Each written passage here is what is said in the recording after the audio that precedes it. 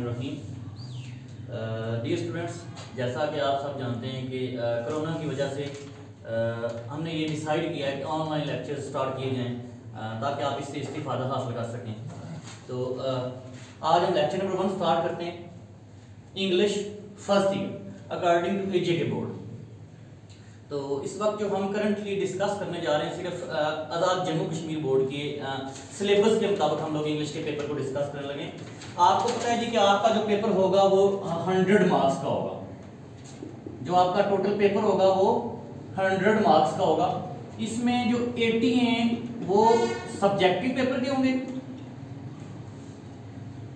80 marks का जो paper होगा वो सब्जेक्टिव होगा, जबकि 20 मार्क्स जो हैं वो ऑब्जेक्टिव पेपर के लिए मुख्तस किए जाते हैं।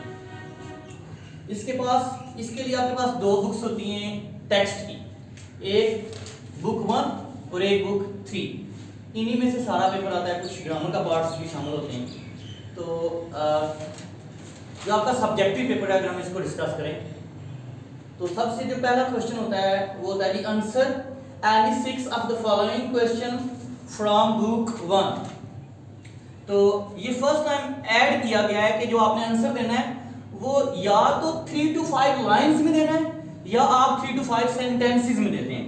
इससे पहले सेंटेंसेस का जिक्र नहीं था, तो ये थोड़ा सा इजी हो गया कि आप 3 सेंटेंस में अपना जो जवाब है वो दे सकते हैं। इसमें आपके पास टोटल 9 क्वेश्चंस होते हैं, बुक 1 में से होते हैं। इन 9 में से आपने 6 का आंसर लिखना होता है और आपको 12 मार्क्स मिल जाते हैं। तो डियर स्टूडेंट्स, आपने सुपर बेस्ट ट्राई ये करनी है कि उन ही सवालात को टिक किया जाए जिनके आंसर आपको ज्यादा अच्छे तरीके से तैयार हैं। उसके बाद आपने नेक्स्ट आ जाना है answer any 5 of the following questions from book 3 1 act place. तो ये बुक 3 का जो फर्स्ट पोर्शन है जिसमें प्लेस है वो वाला पोर्शन है। इसमें से आपने 5 क्वेश्चंस के आंसर्स लिखने होते हैं। यहां पे भी आपके पास ऑप्शन है कि टोटल आपको 8 क्वेश्चन दिए हुए, इनमें से आपने 5 का आंसर करना है। 5 2 10। तो इस पार्ट के टोटल आपके 10 मार्क्स होते हैं। तो इसमें भी आपने क्या करना है, जो आपको सबसे ज्यादा बेहतरीन सवाल तैयार हैं उनको आप मार्शलिंग कर लें, उनको आप टिक कर लें और फिर उनका आप आंसर करें। उसके बाद नेक्स्ट आपकी बुक 3 में से जो पॉइंट्स वाला पार्ट है उसमें से आपने आंसरिंग करनी होती है। तो लिखा होता है answer in 3 to 5 lines are sentences any 4 of the following questions from book 3। So this is the part of book 3 points part. तो आपने क्या करना होता है, गिवन 6 क्वेश्चंस में से 4 का आपने जो 4 इजी क्वेश्चंस आपको लगते हैं, जो आपको ज्यादा ग्रिप दें, आपने उन्हीं का आंसर करना है। तो इस पार्ट के आपके पास कितने मार्क्स हैं जी? 8 मार्क्स हैं। तो अगर हम क्वेश्चन आंसर्स के मार्क्स देखें तो एक पार्ट के 12, दूसरे के 10 और तीसरे के 8। तो टोटल ये आपके जो नंबर्स हैं वो कितने बन गए जी?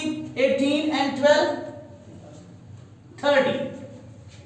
ठीक है, तो ये आपने बुक में से 30 नंबर के आंसर्स लिखने होते हैं, ठीक है, पेपर में।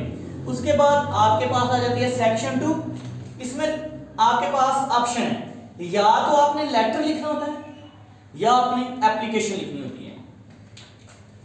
देखें, कहा यह जाता है जी कि आपको ग्रामर जो है वो इतनी मैटर नहीं करती, लेकिन देखें अगर आपने बेहतरीन आंसरिंग करनी है, फुल मार्क्स गेन करने, तो ग्रामर मैटर्स अलॉट। लिहाजा आप चाहे लेटर लिखें, एप्लीकेशन लिखें, प्रॉपर टेक्निक्स के साथ लिखें। जैसा कि आपको क्लास में बताया जा चुका है कि कैसे आपने अगर लेटर लिखना है तो एग्जामिनेशन हॉल वगैरह लिखना है, अगर आपने एप्लीकेशन लिखनी है तो द प्रिंसिपल लिखना है। इसमें इससे बिफोर भी आपको एक चीज इंडिकेट की गई थी कि जो मैन आप लोग गलती करते हैं लेटर या एप्लीकेशन लिखते वक्त, आप योर्स ओबीडियंटली या योर्स सिंसियरली लिखते हो, तो this comma is not allowed. You will write like this, yours obediently, comma. Start your yours with the capital letter Y and yours obediently with a small letter O. Keep this in mind properly. Now come to the next question. Write a story on the model तो इसमें आपके पास option है कि 2 stories दी होती हैं या उनके models दिए होते हैं, उनमें से आपने एक पे लिखना है। तो लेटर एप्लीकेशन के 10 मार्क्स हो गए, स्टोरी के भी आपके पास 10 मार्क्स आ गए। तो मार्क्स में आप देखें 10 आपके पास लेटर या एप्लीकेशन के आगे, फिर 10 आपके स्टोरी के आगे, दोनों में से एक स्टोरी लिखनी होती है। फिर इसका एक पार्ट है explain the following lines with reference to the context. ये आपने पॉइंट्स पढ़ी होती हैं, इनमें से पॉइंट्स में से कोई भी स्टैंजा आपको दिया जाता है, उसको आपने उसका रेफरेंस देना होता है, उसका कॉन्टेक्स्ट लिखना होता है, एंड देन आपने उसकी एक्सप्लेनेशन करनी होती है। If you will write reference then context separately, or it's up to you that you want to write reference to the context or reference in separate way and context in separate way, and then you will explain it. After explaining you will get 5 marks, and while explaining keep your techniques in mind. उसके बाद हमारे पास question आता है punctuate the following lines from book 1. अब आपको ये benefit है कि जो पंक्चुएशन है ये सिर्फ और सिर्फ बुक 1 में से ही होती है। बुक 3 ना तो पोएम्स और ना ही वन एक्ट प्लेस, उनमें से आपको वो पंक्चुएशन नहीं देगा, ठीक है। तो पंक्चुएशन आपने सिर्फ बुक 1 में से लिखनी होती है। क्योंकि आपने बार बार ट्रांसलेशन को रीड किया हुआ होता है, तो पंक्चुएशन इतना मुश्किल काम नहीं है। पंक्चुएशन के मेथड्स भी आपको पढ़ाए गए हैं, ठीक है। तो हम कभी कोई अलग से एक डे रखेंगे techniques of punctuating different paragraphs. So inshallah next we will make a lecture on it. ये 5 मार्क्स की होती है पंक्चुएशन, ठीक है। तो बेस्ट पॉसिबल वे तो यही है कि आपने जो पहला आपके पास वर्ड है, उसका जो पहला लेटर है वो तो कैपिटल होगा, ठीक है। तो बाकी जो छोटी छोटी मिस्टेक्स हैं वो अगर आपने ट्रांसलेशन, पैराग्राफ या जो आपकी टेक्स्ट है अच्छे तरीके से पढ़ी हुई है तो it's not a big task. So next part है जी, use any 5 of the following pairs of words. These are the confused words. That's why sometimes they are called pairs of words, because 2 pairs will be given. Sometimes their pronunciation is same, so that's why these are called confused words or confused letters. आपने इनको लिखना होता है, फिर इनको sentence इनका बनाना होता है। तो हम लोग डिस्कस कर रहे थे, ये आपके पास लेटर के मार्क्स आ गए, ये एप्लीकेशन के मार्क्स आ गए, फिर आपके पास ये स्टैंजा के मार्क्स आ गए, फिर आपके पास ये पंक्चुएशन के मार्क्स आ गए, और नेक्स्ट पेयर्स ऑफ वर्ड्स के भी आपके पास 5 मार्क्स होते हैं। 7 पेयर्स दिए हुए होते हैं एजेके के पेपर में, इनमें से आपने जो 5 बेस्ट पॉसिबल आपको तैयार है उनके आपने पेयर्स बनाने होते हैं। वर्ड लिखना है, फिर उसका सेंटेंस बनाना है। जो आपने किसी टेस्ट पेपर से, चाहे वो ट्रेंड से आपने पढ़ा है, सनशाइन से पढ़ा है, या व्हाट्सएवर हमदर्द या जो भी इल्मी जो आपने टेस्ट पेपर यूज किए, लाजमी नहीं कि आप वही पैराग्राफ लिखें। If you are good in making different sentences, if you are good in grammar, you can use your own words. The next and the last question, translate the following passage into Urdu. तो ये भी book 1 में से दिया गया और होता भी ये बुक 1 में से ही है। आपके पास एक पैराग्राफ होता है जो कि आपने ट्रांसलेशन बार बार अपने लेक्चर्स में, अपनी क्लासेस में टीचर्स से सुनी हुई होती है, फिर आप तैयारी करते हो, फिर उसके आप लोग टेस्ट देते हो। तो ये होती है आपकी 15 मार्क्स की। 15 मार्क्स मुख्तस होते हैं आपके ट्रांसलेशन के लिए।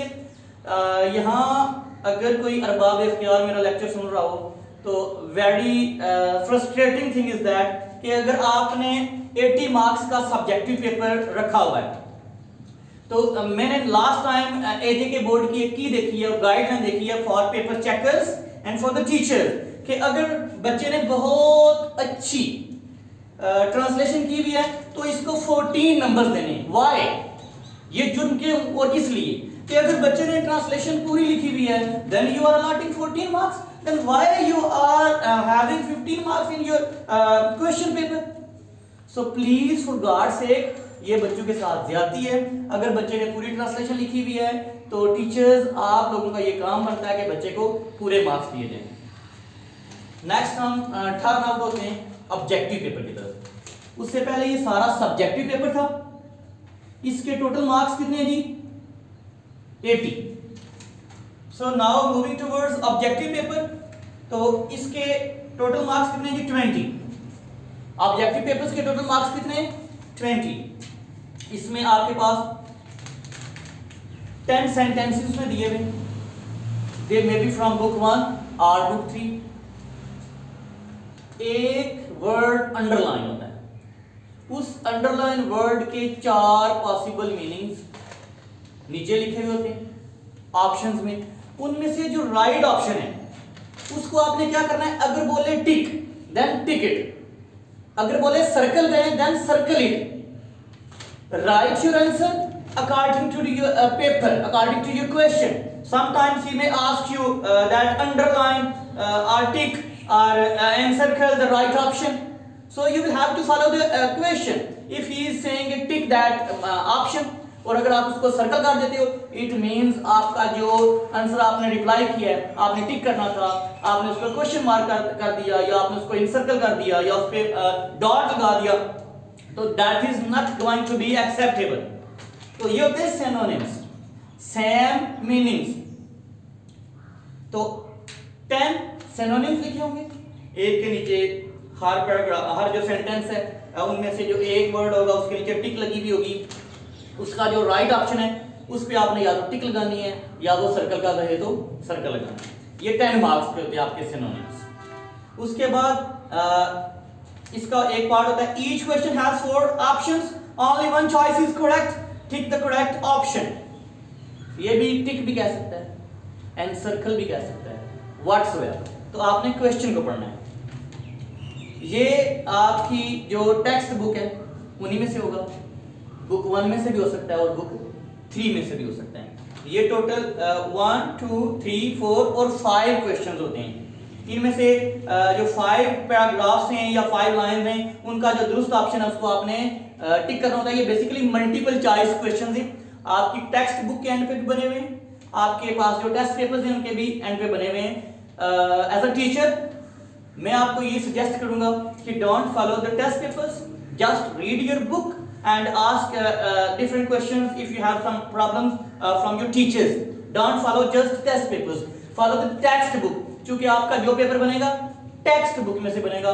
No one is going to follow your test paper. Text book is very important.